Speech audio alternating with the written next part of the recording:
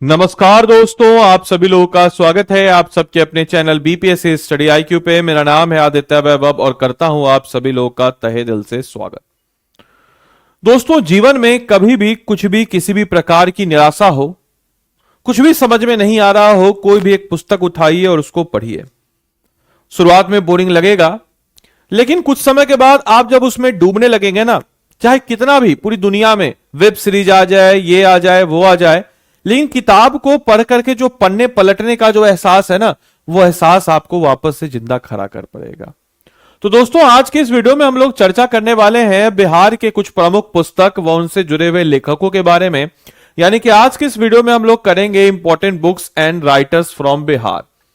तो दोस्तों, सबसे पहले अगर हम लोग बात करते हैं तो इंपॉर्टेंट बुक्स एंड राइटर्स की बात जब हम लोग करते हैं तो सबसे पहले हम अगर बात करते हैं तो है हमारा गोदान।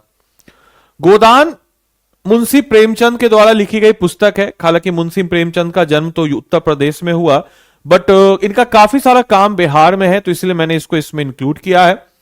इन्होंने इनके मतलब कि इस पुस्तक में ग्रामीण जीवन और ग्रामीण गरीबी के बारे में बहुत कुछ दर्शाया गया है।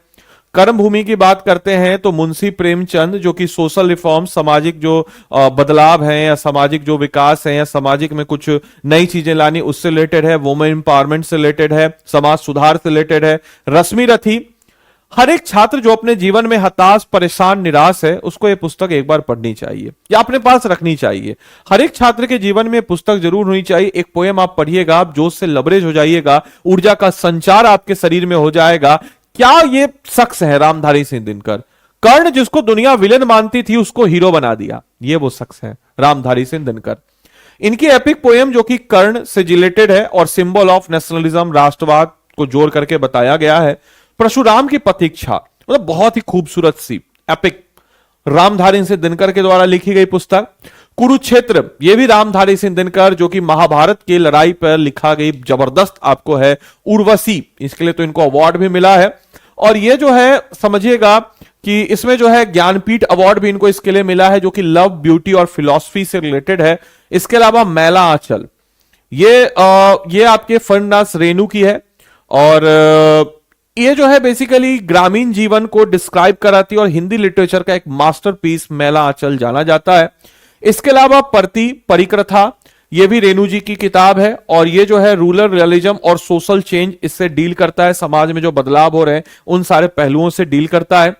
इसके अलावा अंधा गांव या आधा गांव जिसको हम कहते हैं, यह जो है राही मसूर रजा की है, जो कि बिहार के ग्रामीण जीवन, क्योंकि बिहार जो है कृषि प्रधान राज्य है, जहां पे लगभग 88% आबादी जो है गांव में बसती है, तो मोस्टली जो है यहां पे ग्रामीण आबादी से रिलेटेड है। गंगा जमुना कल्चर को रिफ्लेक्ट कराता है, गंगा जमुना जो तहजीब है उसको रिफ्लेक्ट कराता है। इसके अलावा हम लोग अगर बात करते हैं मैथिली शरण गुप्त की भारत भारती, जो कि एक राष्ट्रवादी, जो कि फ्रीडम मूवमेंट में लोगों के अंदर, लहू के अंदर वो समझिए कि एक चिंगारी डाल देती है, जिससे लोग जो है काफी ज्यादा मोटिवेट होकर के आजादी की जंग में चले गए। ऐसे ही कुछ अगर बात करते हैं साकेत, तो मैथिली शरण गुप्त की, यह भी रामायण और उर्मिला के सैक्रिफाइस के ऊपर दिखाता है। उर्मिला जो कि लक्ष्मण जी की पत्नी मानी जाती है, उनके ऊपर दिखाता है। इसके अलावा हम अगर बात करते हैं तो गीत गोविंद जयदेव, हालांकि इनका जो समय था गीत गोविंद का, ये पाल डायनेस्टी के आखिरी दौर में था।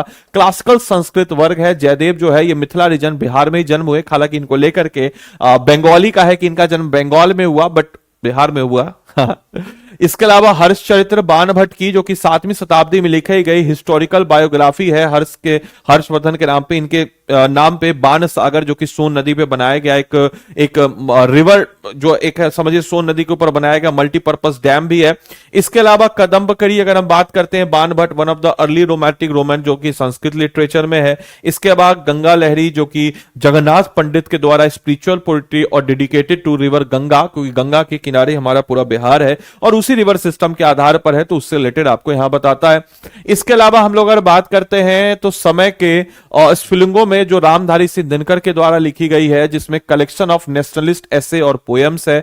इसके अलावा राष्ट्रीय एकता की बात अगर हम करते हैं तो डॉक्टर राजेंद्र प्रसाद से जुड़ा हुआ ये राष्ट्रीय एकता, और ये जो है अगर हम इसकी बात करते हैं तो इंडिया का पहला प्रेसिडेंट और उनके जो विजन है उसके रिलेटेड जो है यूनिटी और डेमोक्रेसी, याद रखिएगा राष्ट्रीय एकता डॉक्टर राजेंद्र प्रसाद प्रसाद से लिखी गई पुस्तकें आपके एग्जाम में पूछे जाते हैं, तो एक विजन दिखाया गया कि पहले राष्ट्रपति जो हमारे डॉक्टर राजेंद्र प्रसाद है, उनका क्या विजन है, देश को कैसे एक करके चलना है, क्या डेमोक्रेसी होनी चाहिए। आत्मकथा डॉक्टर राजेंद्र प्रसाद के द्वारा लिखी गई, जो कि ऑटोबायोग्राफी जो रिफ्लेक्ट करती है इंडिया के फ्रीडम स्ट्रगल को। वैसे अगर हम बात करते हैं तो मिथिला दर्शन नागार्जुना की लिखी गई किताब। अगर आपको मिथिला को जानना है, मिथिला कल्चर को जानना है, मैथिली लैंग्वेज को जानना है, मैथिली के सोसाइटी को जानना है, और क्यों आपको लगता होगा कि दरभंगा को या मिथिला को बिहार का कल्चरल कैपिटल कहते हैं, तो आपको यह किताब जरूर पढ़नी चाहिए। बाकी एग्जाम के लिए तो इंपॉर्टेंट है ही। इसके अलावा बलचंद मां, जो कि नागार्जुना के द्वारा लिखी गई पुस्तक है, ये डिस्पाइट जो है रूरल पुअर, ऑब्वियस सी बात है कि ग्रामीण परिवेश के बारे में बताते हुए है। इसके अलावा जयप्रकाश नारायण की हजारीबाग जेल, इनका एक और किताब है, यहां पे लिख दीजिएगा, कैदी की पत्नी। ये क्वेश्चन पूछा गया है, कैदी की पत्नी, बड़ी शानदार किताब है। लाल तारा, ये सब पढ़ना चाहिए। इनका जो वर्क है, जेल के ड्यूरिंग में फ्रीडम स्ट्रगल में किस प्रकार से समाजवाद विचार और कैसे क्या करते थे। भूदान यात्रा, विनोबा भावे, मतलब भूदान, मतलब समझ रहे हैं किस प्रकार के किसान से रिलेटेड चीजों को, और बिहार से आकर के काफी ज्यादा इंस्पायर्ड हुए थे ये। और ये जो है लैंड रिफॉर्म मूवमेंट, जो कि मेजर वर्क है बिहार के रिफॉर्म हिस्ट्री का, ये बिहार में आके इन्होंने लिखा, इसलिए मैं आपको इनके बारे में बता रहा हूं यहां पे। इसके अलावा राधा मुकुंद मुखर्जी, मैं यहां पे सिर्फ उन किताबों की बात नहीं कर रहा जो बिहारी के द्वारा लिखी गई, किसी बिहार के व्यक्ति के द्वारा, मैं उन किताबों की भी बात कर रहा हूं जो इंस्पायर्ड है बिहार में हुए कुछ घटनाओं पे। तो पाटलिपुत्र का इतिहास, ये कहा है तो राधा मुकुंद मुखर्जी के द्वारा, ये हिस्टोरिकल अकाउंट है एंशिएंट बिहार के कैपिटल पाटलिपुत्र का, कैसे पाटलिग्राम पाटलिपुत्र बना, फिर पटना बना, फिर किसी समय पे इसके हम अगर बात करते हैं तो अजीमाबाद भी कहा जाने वाला जगह जाना जाएगा। इसके अलावा हम लोग अगर बात करते हैं, बिहार जो है बहुत सारे कंट्रीब्यूट करता है हिंदी, संस्कृत, मैथिली लिटरेचर में। रामधारी सिंह दिनकर की बात अगर करते हैं, रेणु हो, नागार्जुना हो, इसके अलावा Trinity of modern Hindi literature के रामधारी सिंह दिनकर, फन्नास, रेणु और नागार्जुना जाने जाते हैं। इसके अलावा दोस्तों अगर हम बात करते हैं तो भोजपुर के क्षेत्र में भी भिखारी ठाकुर को कैसे हम भूल सकते हैं। भिखारी ठाकुर की एक जबरदस्त रचना है विदेशिया। विदेशिया बताता है कि कैसे जो है एक प्रवासी मजदूरों का दर्द, वो उसको बताता है। और एंशिएंट राइटर्स जैसे कि Banabhatta, Jayadeva belongs to Bihar glorify past, और बहुत सारे ऐसे राइटर्स हैं जो बिहार के ग्रामीण जीवन, सामाजिक इतिहास और साथ ही साथ राष्ट्रवाद की भावनाओं को दर्शाते हैं।